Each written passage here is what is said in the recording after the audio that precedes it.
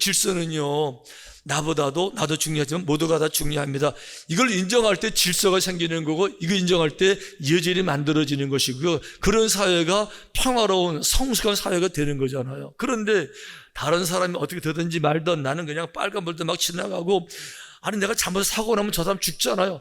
근데 알아보고 다시 내 마음이에요. 이 무책임이라는 게 얼마나 지독한 죄인지. 이 성경은 그래서 무책임한 사람들에 대해서는요, 아주 징벌이 자기밖에 모르는 사람들에 대해서는요, 아주 악한 벌이 예비되어져 있는 거죠. 여러분, 그 달란트 비유에서 한 달란트 받은 사람은 마지막까지 아무것도 안 했습니다. 그리고 그걸 그냥 가지고 나왔어요. 주인이 뭐라 그랬어요? 이 악하고 게으른 종아, 저거 빼앗고 쫓아내서 슬피 울며 이를 갈게 하라. 왜 그렇죠? 이 종은 종으로서의 본분이 있는 거죠. 종으로 사명이 할 일이 있는 거면, 내가 종이지만 나만 중요한 것이 아니라 내가 섬기는 주인이 있잖아요. 주인의 입장도 생각해야지. 근데 전혀 주인 입장을 생각하지 않아요. 자기밖에 몰라요. 다른 사람은 전혀 배려하지 않아요. 나만 중요해요. 이게 무책임이잖아요. 어떻게 돼요? 쫓겨나고요, 이를 갈고요, 후회하고 슬퍼하게 되는 거죠. 여러분, 그렇기 때문에 아주 중요한 거 그거예요. 책임과 무책임의 경계는 성격이 다르다가 아니라, 선과 악을 나누는 경계가 책임과 무책임이에요. 자, 다른 말로 말해 볼게요. 이 말은 선에 해당되는 것은 하나님이 선하신 분이세요. 우리는 가끔 선하신 하나님이란 주제에 대해서 오해할 때가 있어요. 이런 오해가 대부분인데, IQ 우리 150이에요. 자, 150 IQ로 생각해 보니까 하나님은 악한 요소가 없으세요. 하나님은 모든 것이 행하는 일마다 다 선하세요. 그러니까 역시 하나님은 선하시구나, 이렇게 해서 하나님을 선하시다고 생각하는 사람들이 의외로 굉장히 많아요. 그거 잘못된 판단이에요.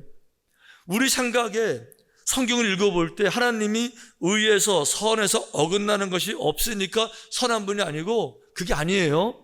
하나님은 그 자체가 선하신 하나님이에요. 그분이 그 본분이 선하신 거예요. 그래서 성경은 뭐라고 불러요? 선하신 하나님. 하나님이 선 자체세요. 그분이 하시는 일은 우리 머리로 이해가 되든 안 되든 상관없어요.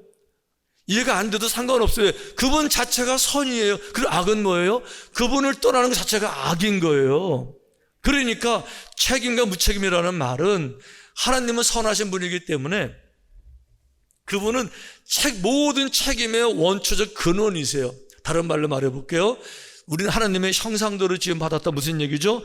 하나님은 기본적으로 인간들에게 책임감을 주신 거죠. 당신이 가진 것을 나눠주신 거예요.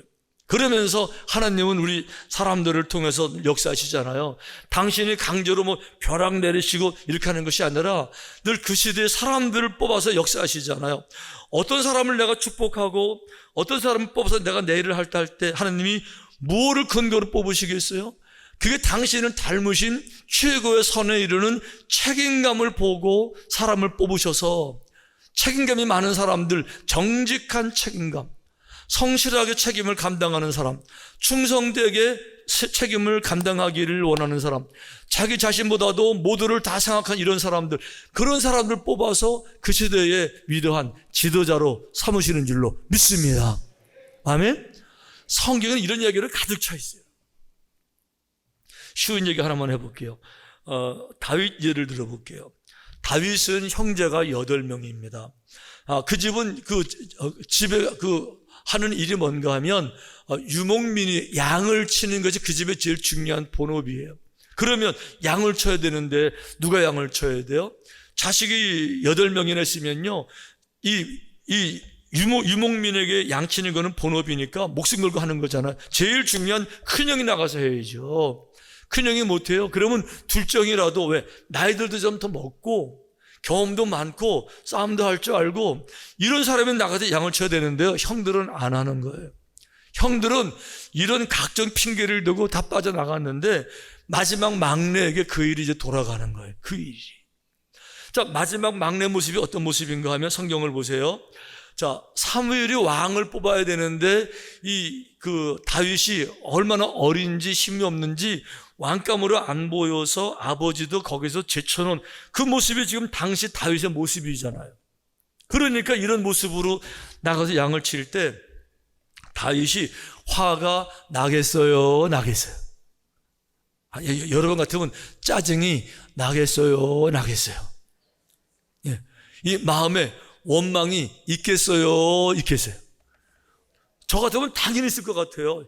말이 안 되잖아, 지금요. 형들 다 뭐해, 지금요. 이게 지금. 그러니까 다윗이 이런 상황에서 양을 돌면 마음이 나요. 그래서 다윗이 나가 보니까 아버지에게는 원망스러운데 형들도 그 마음에서 소화가 잘 안 되고 용납이 안 되고 얄미로운데 양들을 바라보는데 양들은 불쌍해요. 양들을 내가 기분 나쁘다고 안 돌보면 양들에게 당장 문제가 생겨 굶어 죽을 수도 있고 짐승들에게 찢겨 죽을 수도 있어요. 그러니까 내 감정은 상했어요. 기분은 나빠요. 어쩔 수 없는 상황도 이것도 용납이 안 되지만 내가 맡겨진 일, 내가 해야 되는 일, 내 양들을 바라볼 때 책임감이 발동하는 거예요. 그러니까 어떻게 합니까? 양들을 치는 성실하게 쳐요. 중요한 건 뭔가 하면 양들을 치는데 짐승들이 와서 공격하는 거죠. 이리도 오고 늑대도 오고 맹수들이 오는 거예요.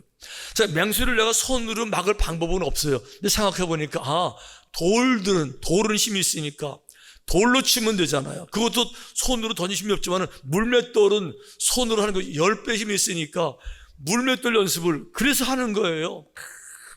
탁 나가지고 탁 맞는 거. 안 맞았네. 이거를 언제까지 했어요? 물맷돌의 고수가 될 때까지. 이걸 왜 해요? 왜 해요? 양들을 위해서. 양들에 대한 책임감이에요. 그 마지막까지 해서 결국 고수가 돼. 이걸 양들을 지켜내요. 자, 여러분께 한 가지 여쭤보겠어요. 다른 해석도 있을 수 있는데 이런 거예요. 다윗이 뛰어난 사람이라서 당시 외국과의 그 외교 정세를 분석해 볼 때 때가 되면 골리앗이 쳐들어올 텐데 블레셋 쳐들어올 텐데 골리앗은 덩치 큰 장군이니까 우리나라 아무도 대적을 못할 텐데 저 사람을 이기는 방법은 물맷돌밖에 없으니까 어차피 내가 양을 치니까 저 사람을 잡아 죽이기 위해서 물맷돌로 연습했다. 손 들어보세요.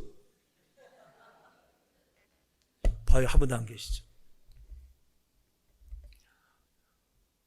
다윗이 물맷돌 연습한 거는 자기가 성공하려고 영웅이 되려고 한 게 아니에요. 정말 충성된 작은 거지만 양치는 거지만 내가 맡은 일에 최선을 다하려고 하는 충성된 이 책임감을 보고 하나님이 뽑으신 거예요. 그래서 성경이 이렇게 증언하고 있어요. 또 그의 종 다윗을 택하시되 양의 우리에서 취하시며. 그 시대에 누군가를 통해서 새로운 역사를 이루셔야 되는데 언제 다윗을 뽑으셨어요? 골리앗을 탁 이기는 모습 보면서 어이구 훌륭하다 너 왕대 이게 아니고 양의 무리에서 양치는 모습 보시고 그때 왕감으로 뽑으시. 이게 책임감이라는 거죠. 여기에 비춰서 우리를 돌아보게 되면 우리는 그 맡은 바 일들에 대해서 정말 중요한 일들에 대해서 못할 이유들이 너무 많아요. 형들이 아버지가 왜 나만 이렇게 고생해야 돼? 이 메시지를 기억하셔야 돼요. 그러니까 이 책임감이라는 것은 단순하게 A와 B가 다른 것이 아니라 하나는 선이고 하나는 악에 해당되는 바로 그런 부분이에요. 여러분 보세요. 하란으로 도망간 야곱의 모습 기억해 보세요. 야곱이 아버지 속이고 하란으로 도망갈 때는요 완전히 노숙자, 도망자로 정말 빈손으로 도망가요. 우리 그런 찬송 부르잖아요. 돌베개 베고자 갔습니다. 예, 맨손으로 거지로 도망가는 거 지금이요. 그런데 20년 만에 돌아올 때는요 갑부로 돌아와요. 근데 그것도 우연히 된 게 아니에요. 나중에 부자가 돼서 수많은 짐승을 끌고 오니까 그 삼촌도 그렇고 삼촌의 자식들이요 자기들 그 훔쳐가는 데가 우르르 몰려가지고 따지고 뺏어가려고 싸움을 걸었어요. 그때 야곱이 이렇게 얘기를 해요. 삼촌, 그 사촌들 들어보시오. 내가 결혼하기 위해서 14년 동안 내가 헌신했습니다. 그 다음에 내가 6년 동안 삼촌 집에서 최선을 다해서 약속하고 내가 일을 했습니다. 그런데 20년 내가 살면서 어떻게 하면 당신들 알잖아요 하면서 이렇게 말합니다. 내가 이와 같이 낮에는 더위와 밤에는 추위를 무릅쓰고 눈붙일 겨를도 없이 지냈나이다.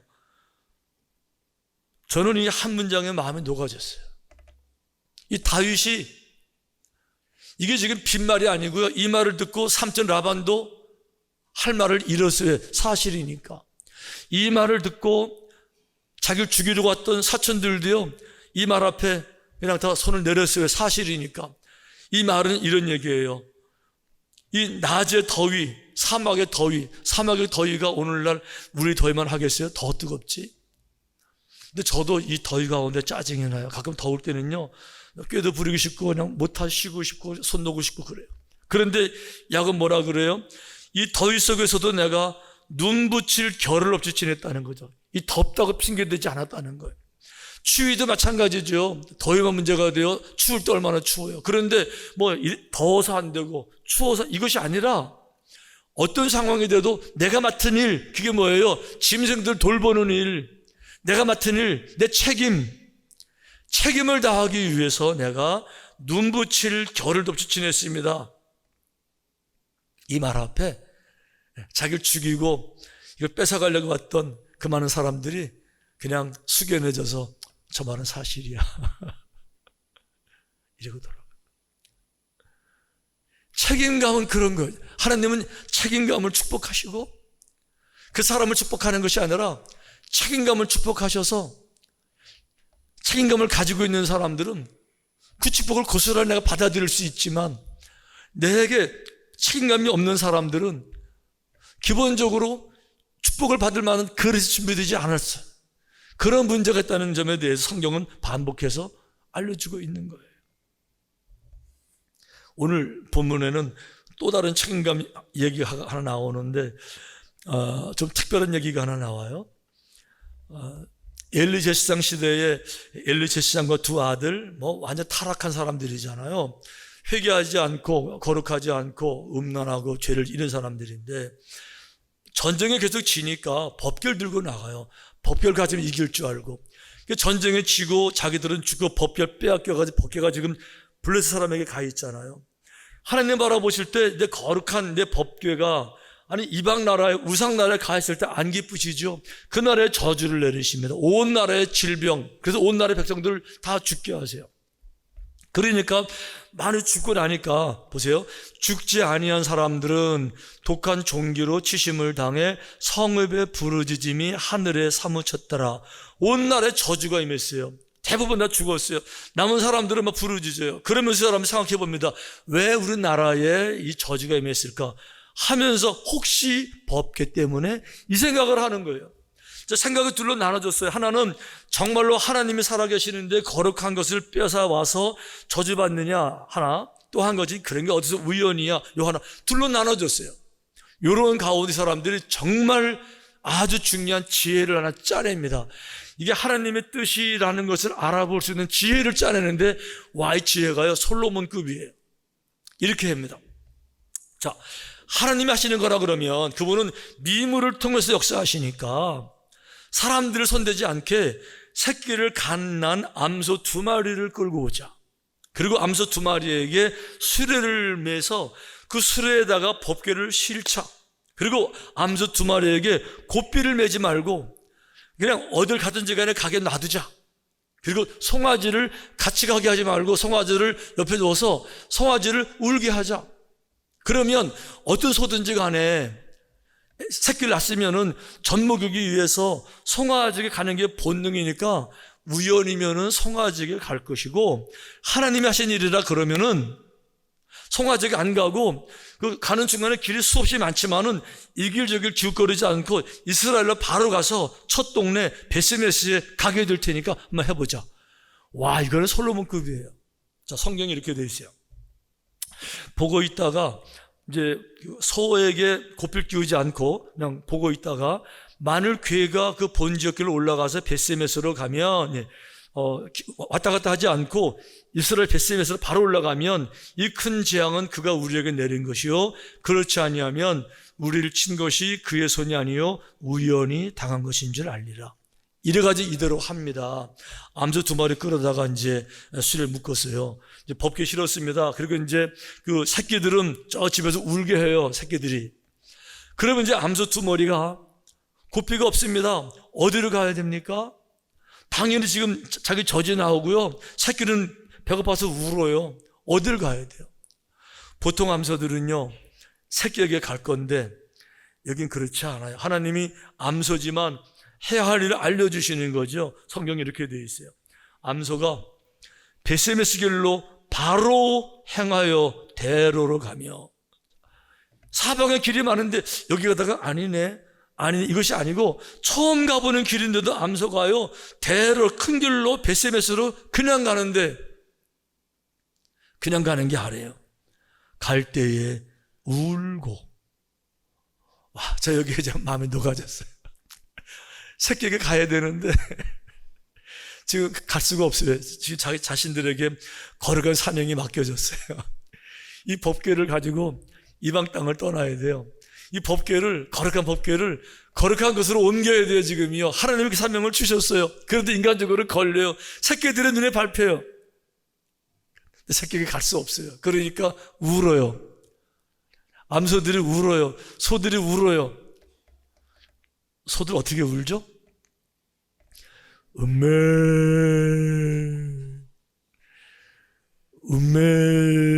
하고 우는데, 울었다고 하니까 어떻게 울 수 있지? 하간 울었어요. 그걸로 끝난 게 아니에요. 올라갔는데 사람들이 바라보니까 법궤가 올라오는 거예요. 너무 놀라가지고 좋아서 막 법궤다 사방에 모여있는데 아무것도 준비된 게 없잖아요. 번제를 드려야 되는데 아무것도 준비된 게 없잖아요. 그러니까 수레를 패서 번제단에 장작으로 만들고 암소 2마리 잡아서 각을 떠서 제물로, 번제물로 올렸어요. 이 모습을 블레셋 방백 5명이 몰래 따라와서 다 보고 나서 돌아가면서 역시 하나님은 살아계시다 이러고 갔다는 거잖아요. 제가 이 암소 2마리 보는데요, 저보다 낫더라고요. 목사인 저보다 낫더라고요. 제가 암소 2마리 바라보는데 감독인 저보다 더 훌륭하더라고요. 자신의 책무에 대해서, 하나님의 맡겨주신 일에 대해서 책임을 다하려고 하는, 다윗을 말하면은 다 불합리하지. 형들도 불합리하고 아버지는 더 그렇고 왜 나만 해야 돼? 근데 그렇게 하지 않고 끝까지 내가 맡은 일을 하나님만 보시면 됩니다 이러고 해나가는 그런 모습이 이 암소 2마리 모습 속에 고스란히 녹아져 있더라고요. 울었어요. 그냥 된 건 아니고 울고 갔어요. 아마 그래서 한국말로 바꾸면 여러 가지 말 포함되어 있을 거예요. 이제 가면 언제 올 수 있을까? 언제나 볼 수 있을까? 얘들아, 난 어쩔 수 없이 가는 거지만 내 생애에 다시 못 만나겠지만 이해해라. 이 못난 엄마를 이해해라. 어쩔 수 없다. 잘 살면 좋겠다. 이렇게 다 복합적인 얘기로 하면 울지 않았을까요?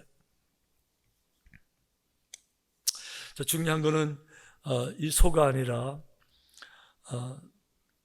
소 문제가 아니라 이 책임이라는 말은 이제 보니까 하나님 자신이 가지신 속성이셨어요. 책임은 선한 영역에 근본적으로 돌아가 있는 거죠. 책임을 떠나는 순간에 악으로 떨어져요.